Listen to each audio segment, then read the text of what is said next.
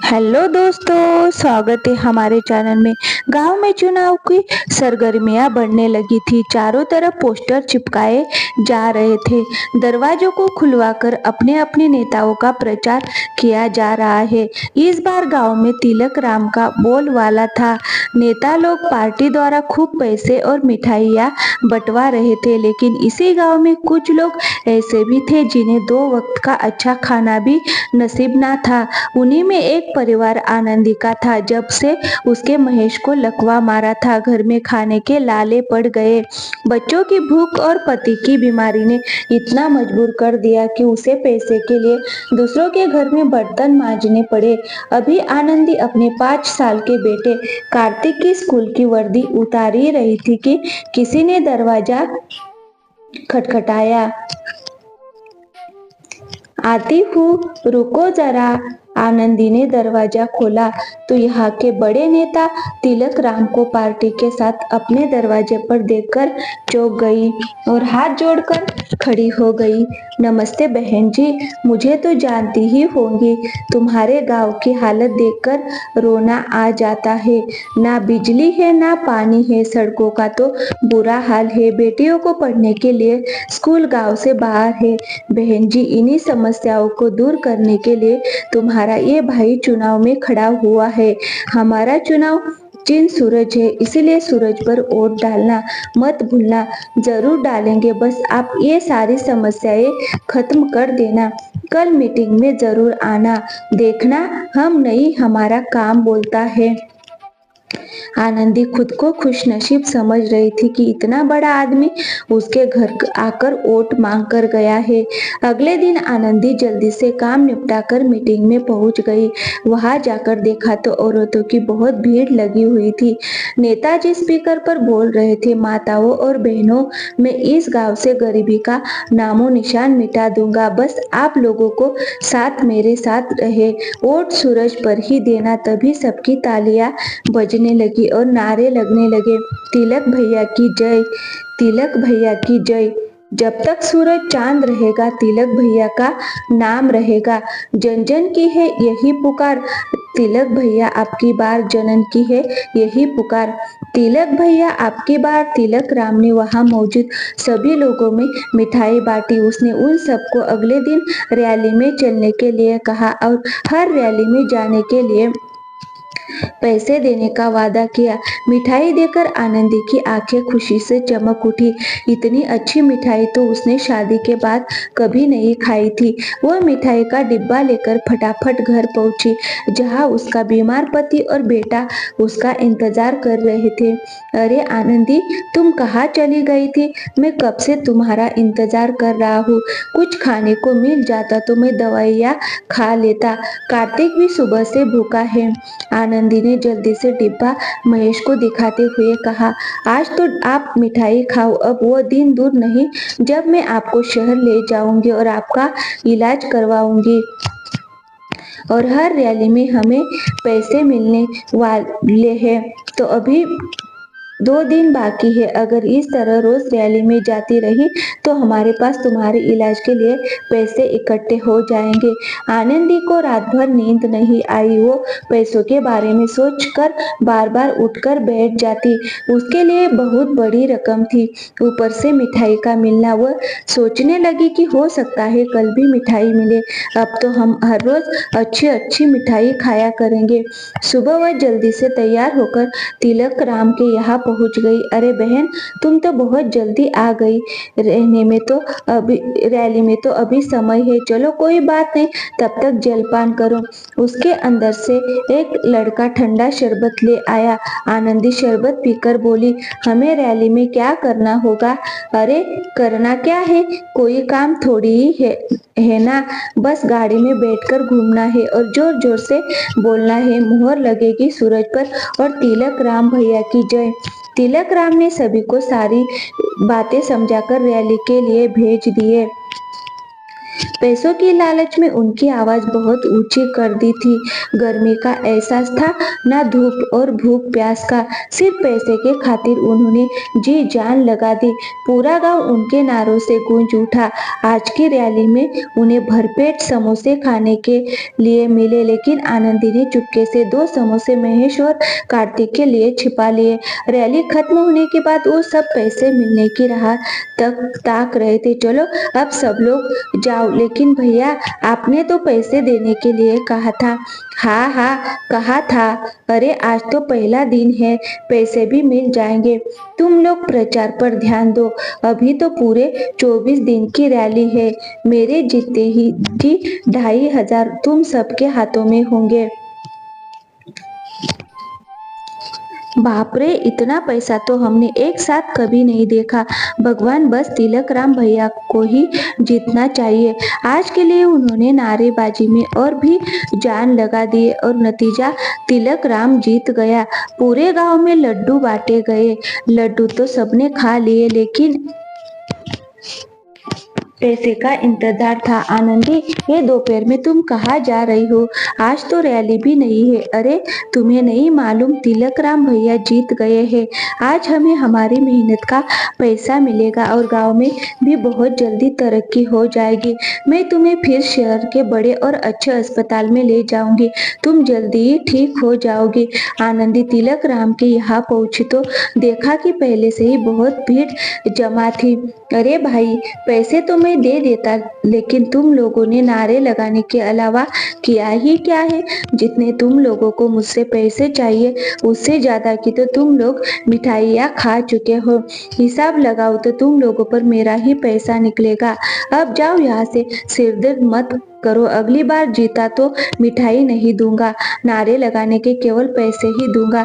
मुझे तो खुद इतना घाटा हो गया। आनंदी के सपने आंखों में ही मर गए क्या?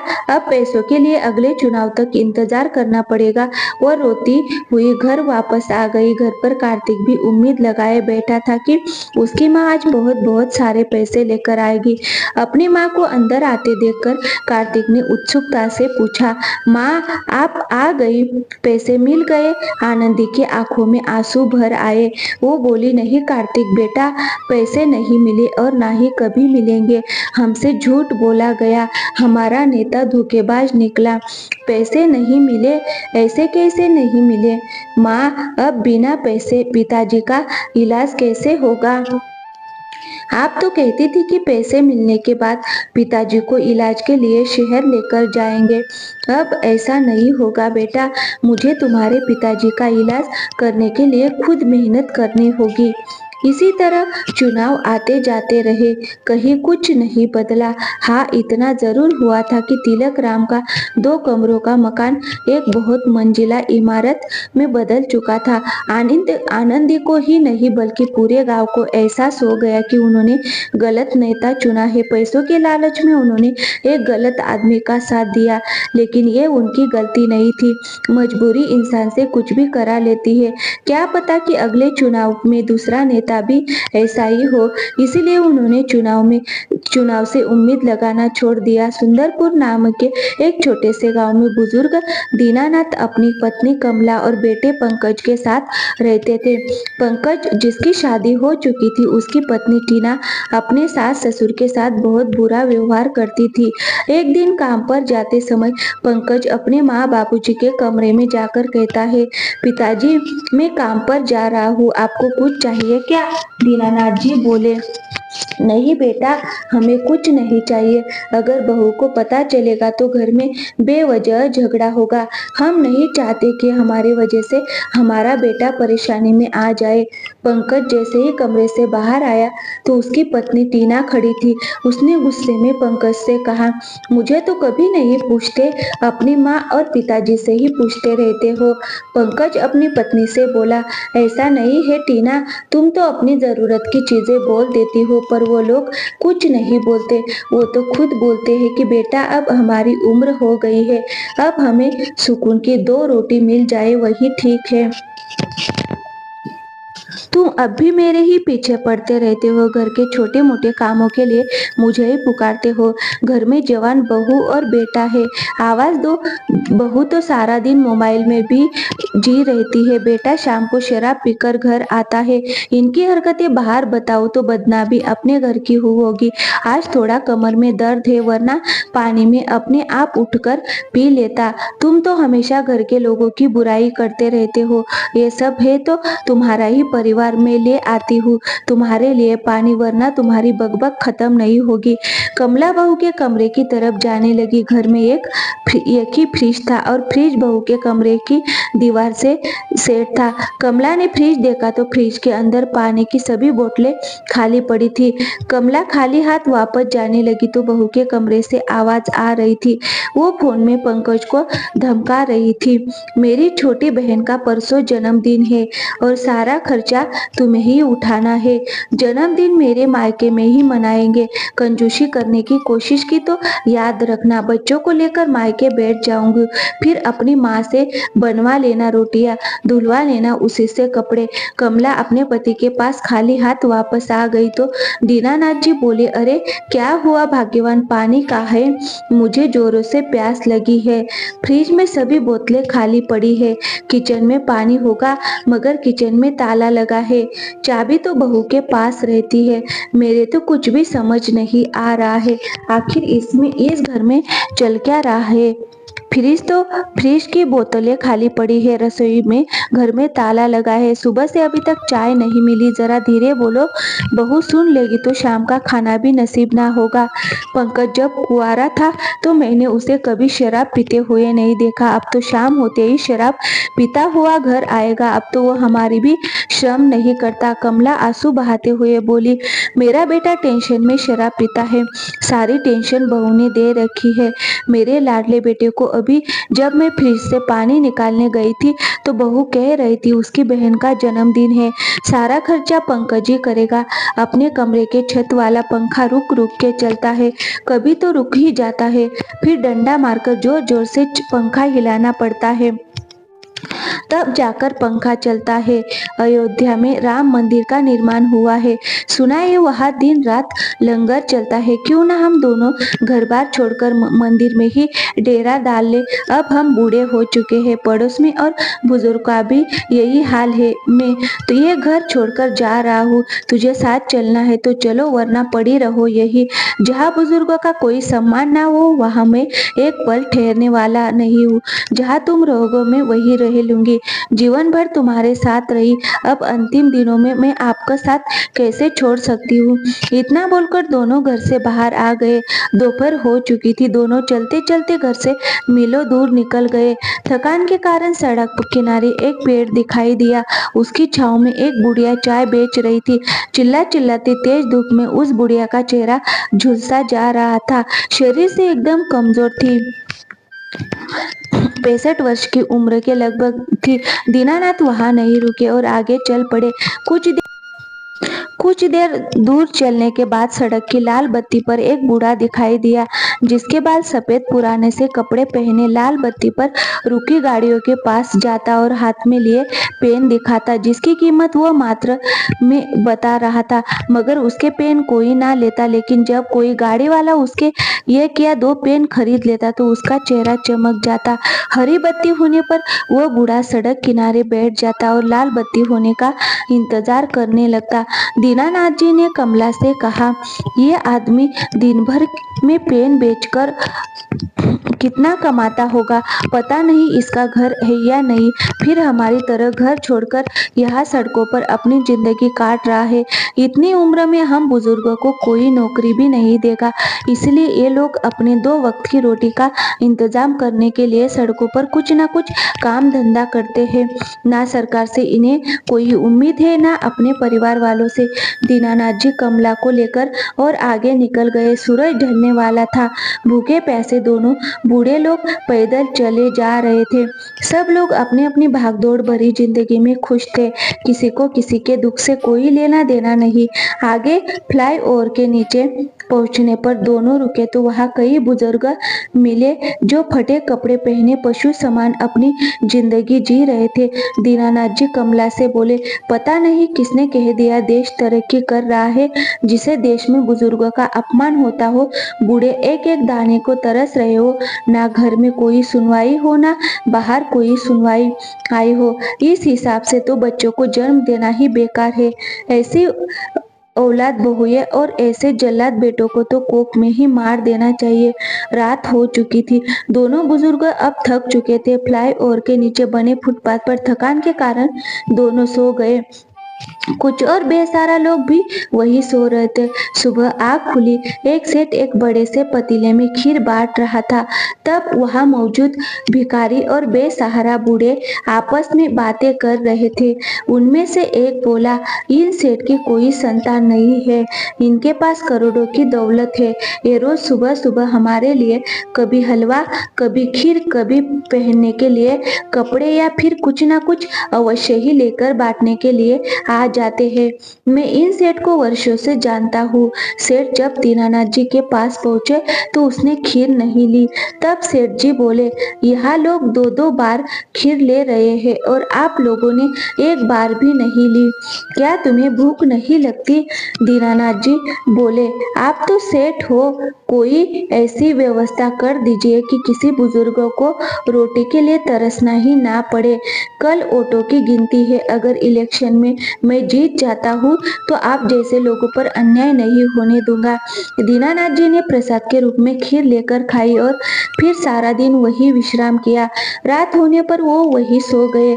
अगले दिन उनकी आँख खुली तो सामने चाय की दुकान थी। उस दुकान के ऊपर एक तख्ती लटक रही थी। उस पर लिखा था, 60 बरस के ऊपर के सभी बुजुर्गों के लिए चाय मुफ्त में। दीनानाथ ने उस चाय वाले से इसका कारण पूछा। अरे क्या बात है भाई, आपने ये कैसी तख्ती लगा रखी है? 60 के ऊपर सभी बुजुर्गों के लिए चाय मुफ्त। चाय वाला बोला, कल वाले सेठ जो गरीबों को भोजन दान किया करते थे वो भारी बहुमत से जीत गए हैं। उन्होंने 60 वर्ष के ऊपर सभी बुजुर्गों के लिए सारी सेवाएं फ्री कर दी है।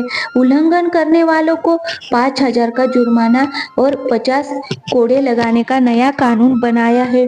आप लोग तो 60 वर्ष से ज्यादा के हो। ये कानून आप जैसे लोगों के लिए।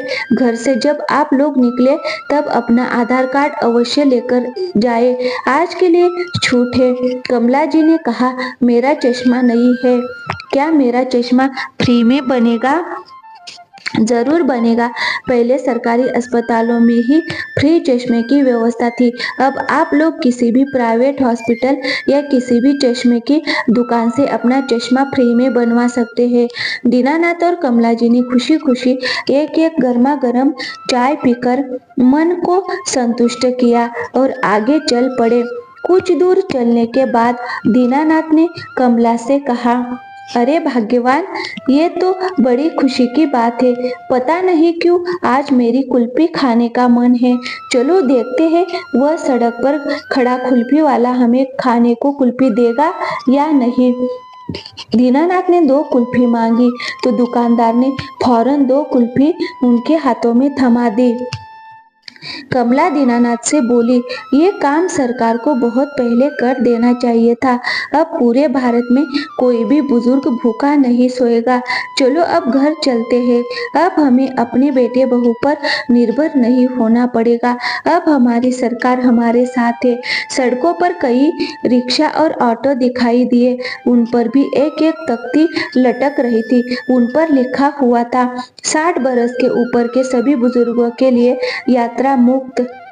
दीनानाथ और कमला मुक्त यात्रा से घर आए तो बहू और बेटा घर के बाहर ही खड़े थे। अपने माता पिता को देखकर पंकज ने कहा, बापूजी, आप माँ को लेकर कहाँ चले गए थे? हमने छत वाला पंखा ठीक करवा दिया है। दीनानाथ का एक पड़ोसी बाहर ही खड़ा था। उसने पंकज से कहा, क्यों बच्चों, निकल गई ना हवा? ये जो नई सरकार आई है, देश के सभी उन घरों में कैमरे लगवा दिए हैं जहां कोई बुजुर्ग 60 साल से ऊपर का है और उनका सीधा लाइव नजदीक के स्टेशन में होगा। अगर किसी बुजुर्ग का अपमान हुआ तो ₹500 का जुर्माना उनकी संतान को भरना होगा और 50 कोड़े अलग से पड़ेंगे। दीनानाथ जी कमला को लेकर घर के अंदर आ गए और बहू और बेटों को आवाज लगाई। पंकज और टीना दौड़कर आए। दीनानाथ जी बोले, बहू तुम अपनी सास के पैर दबाओ और पंकज तुम मेरे पैर दबाओ। काफी लंबा सफर तय करके हम घर वापस लौटे हैं। ठीक से पैर दबाना वरना हम चिल्लाने की एक्टिंग करेंगे और सामने सीसीटीवी कैमरे के जरिए थाने में बैठे पुलिस तुमसे जुर्माना और 50 कोड़े की सजा देगी। तुम जैसी निकम्मी औलाद को ठीक रास्ते पर लाने के लिए हमारे देश में ऐसे ही कानून बनने चाहिए। तो दोस्तों कहानी अच्छी लगी तो वीडियो को लाइक और चैनल को सब्सक्राइब जरूर कीजिए।